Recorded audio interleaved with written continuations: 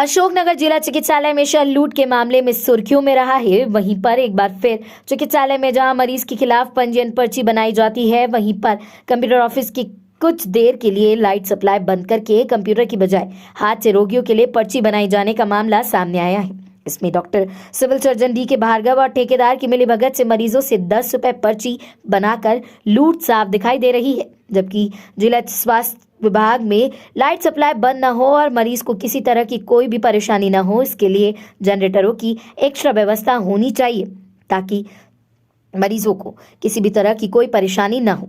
लूट तो तब समझ आई जब लाइट रोगी पंजीयन काउंटर पर नहीं थी और सारे अस्पताल में लाइट थी। जब इससे संबंधित स्वास्थ्य अधिकारी से बात की गई तो उन्होंने यह तो माना कि अक्सर ऐसी स्थिति हो जाती है, मरीजों को असुविधा न हो इसलिए हाथ से रोगी पर पर्ची बनाकर दी जाती है। बात यहीं पर खत्म नहीं होती है। बनाई गई पर्ची की एंट्री भी नहीं की गई थी। मरीजों से पूछने पर पता चला कि इतनी देर में 100 से 200 पर्चे बनाई जा चुके थे।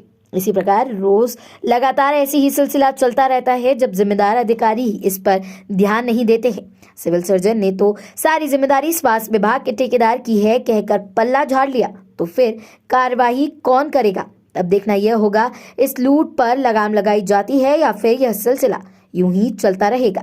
सुनिए इस पर पूछने पर सिविल सर्जन डी के भार्गव ने क्या सफाई दी। ग्वालियर चंबल संभाग ब्यूरो योगेंद्र शर्मा की रिपोर्ट। तो ये आपका हाथ से बना हुआ पर्चा, आपने पंजीयन क्यों नहीं करवाया आपने कंप्यूटर पे? नहीं कराया। क्या बोल रहे? हाथ का ही दिया था, हाथ का ही दे रहे हैं। जोर से बोलिए। हाथ का ही दे रहा है। हाथ का दे रहे हैं। हाँ। क्या बोल रहे हैं? मैंने कुछ नहीं बोला, हाथ का ही बोला। आज का ही पर्चा है ना आपका? हाँ। कहाँ से आई हो आप? मैं अशोकनगर से। नाम कहाँ है आपका? नाम क्या है? प्रियंका। प्रियंका। हाँ। काय का पर्चा बनवाया ये आपने? डिलीवरी की जांच करवानी है। डिलीवरी का जांच करवानी है। रंजित भैया, ये आपने जो पर्चा बनाया है ये हाथ से बना हुआ है आपका पर्चा? जी। किसने बनाया ये पर्चा आपका? यहीं पे। कंप्यूटर पे बाहर हाँ। जहाँ पे पंजीयन होते हैं। ये हाथ से क्यों बनवाया आपने पर्चा? वो कुछ काच आ रहा ही नहीं था, कंप्यूटर नहीं चल जाते करते। अच्छा, हेलो, एंट्री बताओ ना आप, एंट्री बताओ। हमने उनसे बोल दिया है। किससे बोल दिया? डॉक्टर दिखा कर, पेशेंट से बोल दिया है, डॉक्टर को दिखा कर ऑनलाइन करवा लेना है। अच्छा, तो मरीज दोबारा आपके पास एंट्री करवाने आएगा?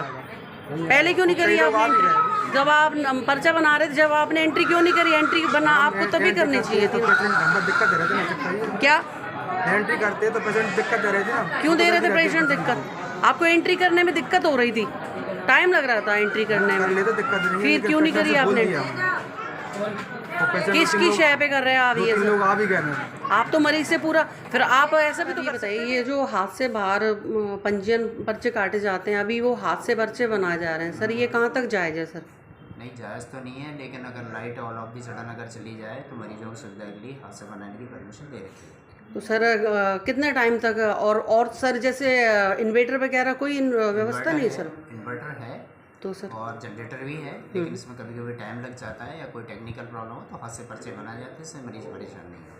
अच्छा जी, तो आपके हिसाब से सर जायज़ है ये? हाँ, अगर इमरजेंसी में ज़रूरत है तो मरीजों के हित में जायज़ है। इसमें सर कितना हित है मरीजों का सर? क्यों? हाथ से पर्चा बना नहीं, अगर मरीज खड़े रहेंगे और सुविधा होगी, भीड़ लगेगी तो कभी कभी इमरजेंसी में हाथ से बनाने की पर्ची की अनुमति देता हूँ मैं।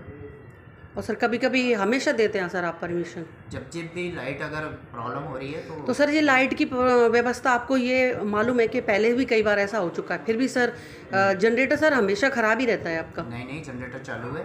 तो सर अभी आपने बोला ना कि कभी भी अगर जनरेटर में 10-5 मिनट लग रहे हैं या टेक्निकली जनरेटर में प्रॉब्लम हो रही है तो परमिशन है। तो सर आप ये गवर्नमेंट हॉस्पिटल है सर, बहुत बड़ा जिले का हॉस्पिटल है सर, ये चिकित्सालय है बड़ा सर जी। और सर गवर्नमेंट हॉस्पिटल में सर अगर जनरेटर ऐसे बार बार नहीं, जनरेटर है पर्याप्त में, लेकिन कभी कभी टेक्निकली प्रॉब्लम होती है।